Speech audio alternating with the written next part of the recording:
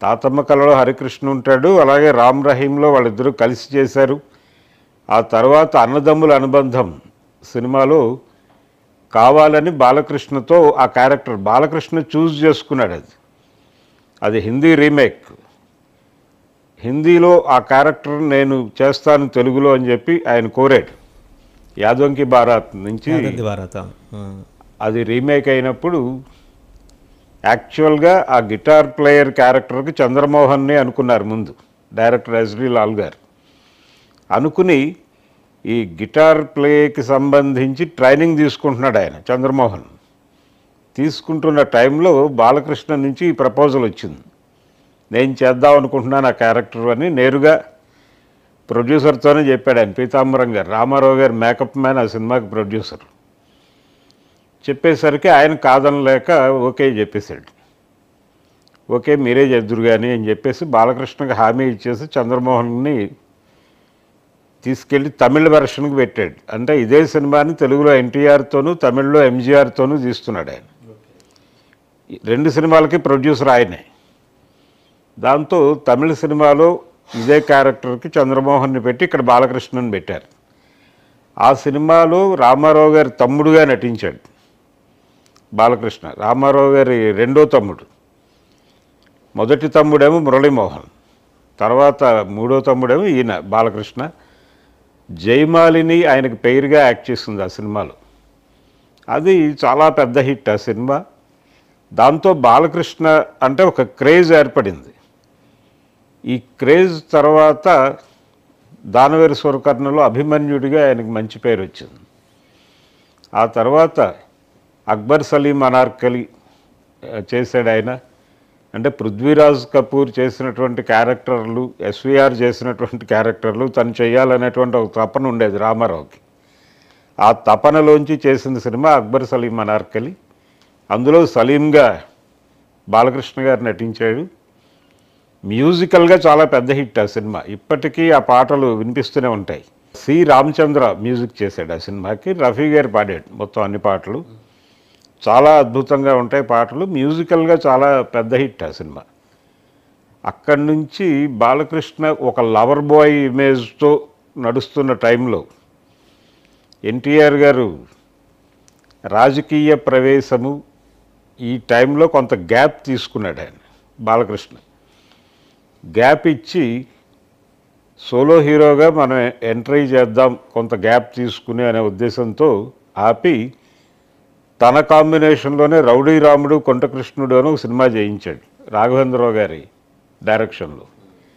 ఆ సినిమా పెద్దగా ఆడలేదు, కానీ దాని తర్వాత వచ్చినటువంటి అనురాగ దేవత ఇవన్నీ కూడా రామారావు గారి చాటు హీరోనే అయిన.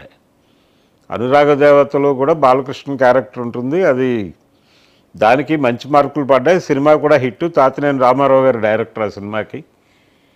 అలా మొదలై డిస్కో కింగ్ అనే సినిమా టిఎల్వి ప్రసాద్ డైరెక్షన్లో వచ్చింది ఆ సినిమా.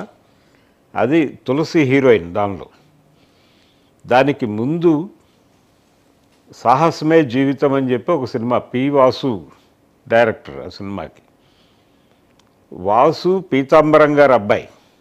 పీతాంబరం గారు ఎన్టీఆర్కి పర్సనల్ మేకప్ మ్యాన్, అలాగే ప్రొడ్యూసర్ కూడా. ఆయన కుమారుడు.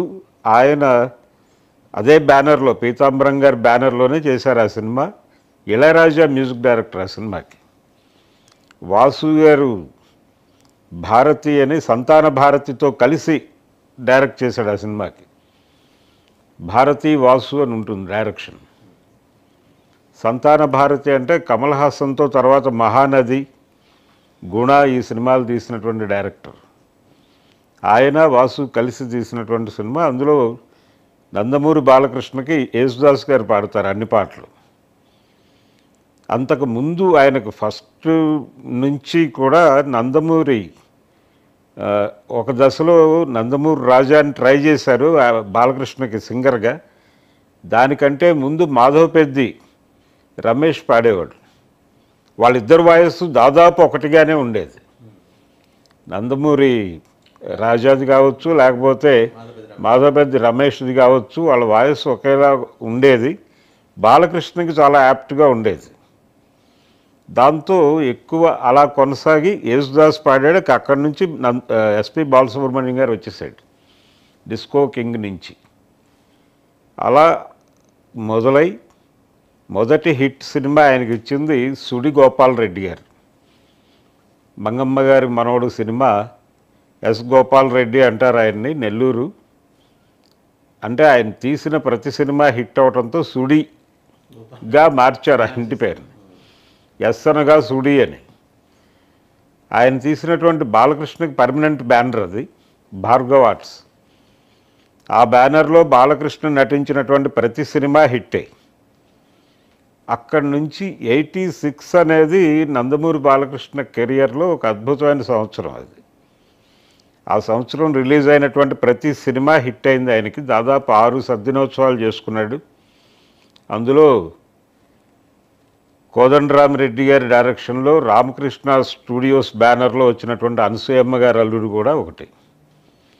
కామెడీ చేయించటము, ఎమోషనల్ క్యారెక్టర్స్ చేయించటము, ఇలా రకరకాల ప్రయోగాలు చేశారు బాలకృష్ణ మీద. జంధ్యాల గారు బాబాయ్ అబ్బాయి అని ఒక ప్రయోగం చేశాడు ఇంతో.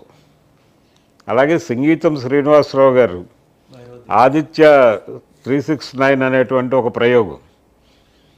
అందులో కృష్ణదేవరాయలు గెటప్. నిజానికి ఆయన్ని తీసుకోవడానికి బాలకృష్ణతో ఈ ప్రాజెక్టు బాలకృష్ణతో మాత్రమే వర్కౌట్ అవుతుంది అని అనుకోవడానికి కారణం, కృష్ణదేవరాయలుగా పనికొస్తాడు. అంటే చరిత్రలోకి వెడితే ఏ క్యారెక్టర్ అయినా చేయించవచ్చు. రామారావు గారు చేసినటువంటి బ్రహ్మనాయుడు కావచ్చు. ఆ రెఫరెన్స్లో నుంచి చూస్తారు ఆడియన్స్, ఎన్టీఆర్ రెఫరెన్స్లో నుంచి అనే ఉద్దేశంతో బాలకృష్ణని యాప్ట్ చేసుకున్నాడు ఆయన. అలా బాలకృష్ణ చాలా న్యాయం చేశాడు కూడా. కృష్ణదేవరాయలుగా దాదాపు తెనాలి రామకృష్ణలో రామారావు గారు ఎలా కనిపించాడో అలాగే కనిపించాడు ఈ సినిమా. అంతే అందంగా కనిపించాడు. అక్కడి నుంచి సంగీతం గారు, అంటే క్రియేటివ్ డైరెక్టర్స్ అందరూ బాలకృష్ణ వైపు ఒక దృష్టి సారించారు. అలాగే విశ్వనాథ్ గారు జననీ జన్మభూమి అని ఒక సినిమా తీశాడు ఈయనతో, బాలకృష్ణతో. అది ఎన్టీఆర్ కోరి చేయించుకున్నటువంటి సినిమా. కేశవరావు గారు ప్రొడ్యూసరు. బ్రహ్మరాంబ మూవీస్ అనేటువంటి బ్యానర్లో వచ్చింది అది. ఎన్టీఆరే విశ్వనాథ్తో ఒక సినిమా చేస్తే బాగుంటుంది అని అడ్వైజ్ చేస్తే కేశవరావు గారికి ఆయన విశ్వనాథ్ గారిని అప్రోచ్ అయ్యి ఆ సినిమా తీయించాడు.